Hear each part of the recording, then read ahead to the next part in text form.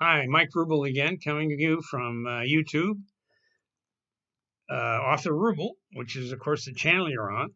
And if you think that any of these letters from the edge have some application to some friends of yours, please pass it on.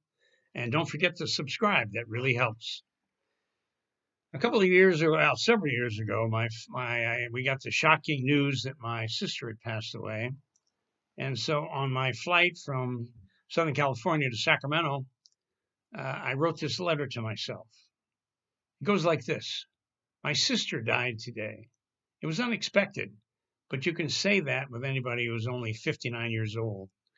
She was my only sibling and just a 2-hour flight away. Sometimes we were separated more than miles. Like all siblings, one would say something a certain way and the argument would be on. Our mother, always the peacemaker, was the glue that held the family together. Mom only lived a short distance away from my sister, and they'd spend most weekends at her house watching football, golf, or whatever sporting event was in season. They both enjoyed each other's company, although with some unwanted motherly advice, my sister would quite eloquently ask her to leave. Over the years, she switched roles, and my sister became the mother, telling mom what to do and when to do it. She took mom to all the doctor's appointments, and although mom was very independent, took her to many social events as well. My sister was never married and had no children, much to my mother's chagrin. She seemed to be afraid of men in a strange way, maybe a commitment, or in psychological terms, no one measured up to our father. I'd tried on numerous occasions to introduce her to friends of mine, but at the last minute she would cancel. She was a very kind and giving person with a ready laugh and easygoing nature. Of course, that didn't count with me since we frequently argued about one thing or another. I was married and had 4 great kids that she adored, so perhaps there was a little jealousy involved. Someone once said, it's a true pleasure to have a kind and loving family as long as they live in a different city.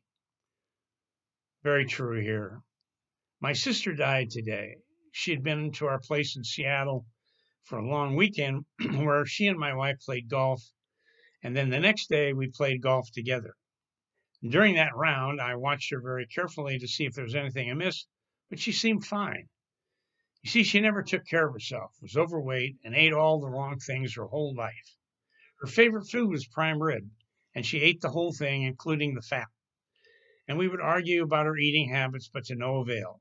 Further, there was no consistent exercise plan in place. Not that the rest of the U.S. population is in any better condition, and some of it are worse, but they live to 80 or longer. Is there any justice here? She began to have breathing problems several years ago, and one night ended up in a hospital, an emergency ward where they pumped her lungs that were full of fluid. Our father died of congestive heart failure at the age of 75, and apparently she had inherited that gene from him. The doctors in the small town where she lived were never able to impress upon her the need to watch her diet, exercise, and to stop smoking. Their solution was to give her pills, and at one point, she was taking 7 different medications. She continued to get sick and had rare stomach disease, had pancreatitis, and so forth. And I'm positive that these pills mixed together caused it all.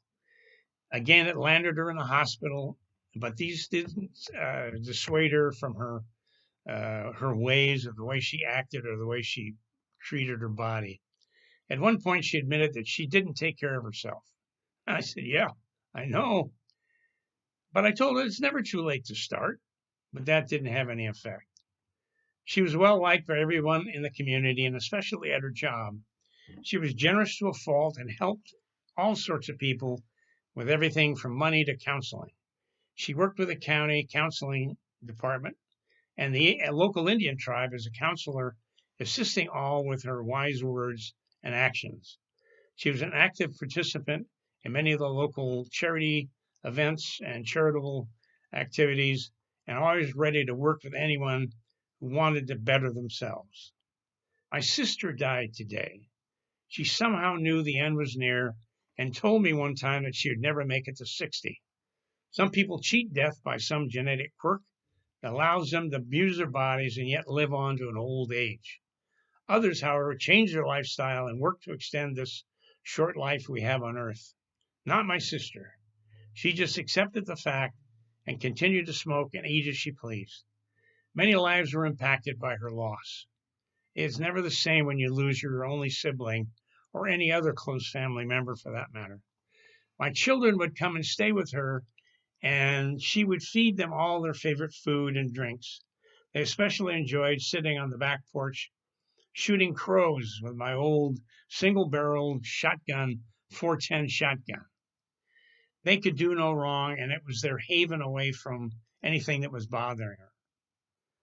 My sister died today. The funeral was attended by more people than I could imagine, all of whom had nothing but good to say about her, how they'd helped her through or him through some tough patch in their life.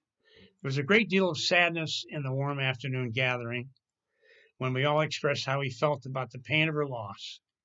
As a small family, to lose one of us is such an emotional loss that it rips into the very core of your soul. It's very difficult to describe the emotion, but everyone goes through these levels of pain, suffering, joy, and happiness. Somehow we all soldier on and have fond memories of those we've lost. For my sister, we created a scholarship fund for high school students going to college, but in the end, I'll always remember her, not for the arguments or the times that we had fights, but for the wonderful person she was. And I'll always remember her and her sweet smile and her ready laugh. And that is the truth. She was a wonderful person.